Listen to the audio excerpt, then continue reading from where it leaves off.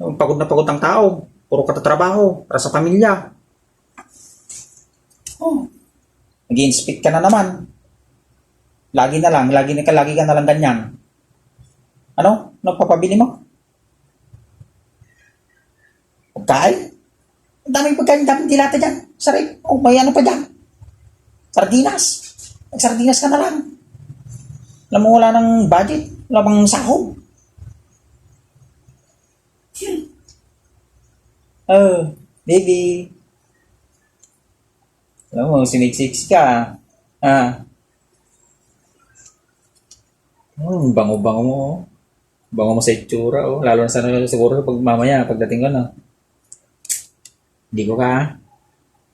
Hindi kaya ng asawa ko. Wala yun. Di man lang naliligo. Ano pang gustong pabili? Ah, bag? Ah, sige. Bilang kita. Ano pa? Ah, cellphone. Di ba yung binilang kita cellphone nung nakaraan na naman? Nakarang taon? Ah, sira na. Sige. Ah, iPhone ang gusto mo. Oh, sige, bibigyan kita.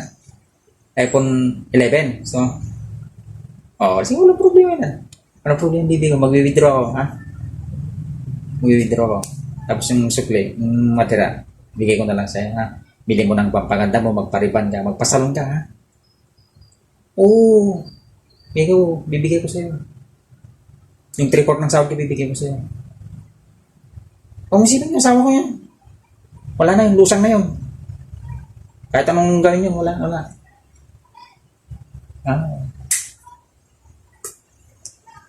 Love you too.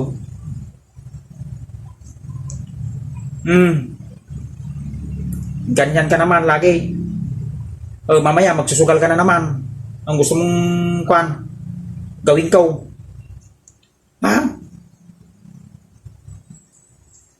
Magpapasalon ka? Ay nako. Ibili na lang natin yung magamit ng mga bata. Ang tanda na natin. Ilang taon na tayo. 20 years na tayong kasal. Hindi na tayo bata, hindi na gaya noon. Ano? Namimiss mo mga ganon? Mga nagditit tayo noon yun. Hindi ka pa nagsasawa. Pasal-pasal. Oh, itignan ko pag ano. Laging ganyan. Hindi tayo namamasal. Namasal tayo nung nakaraan na. Yung January. Gusto mo kasi, buwan-buwan. Bili natin ng bigas. Mauulam na lang, ganun.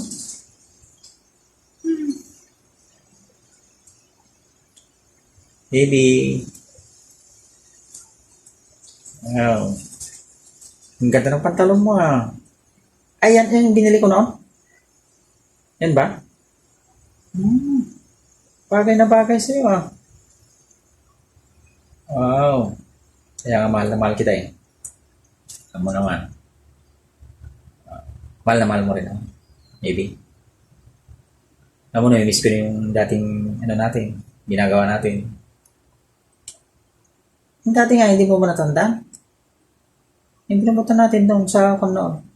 Alam mo na, sa room 9. Oo. Hindi mo na matandaan? Yun yun, baby ko. Di ba, nakailang rounds tayo? 4. Yun, di ba, naabot pa ng 6.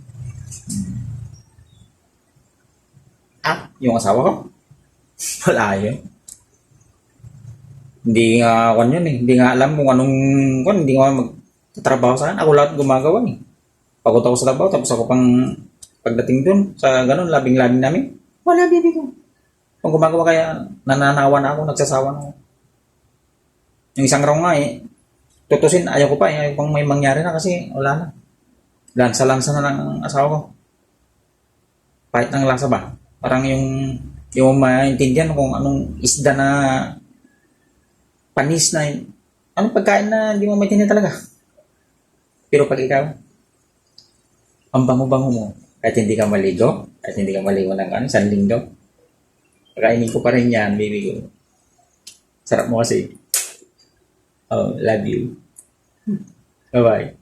Dana kita mamayang hapon Sige na. Bye-bye.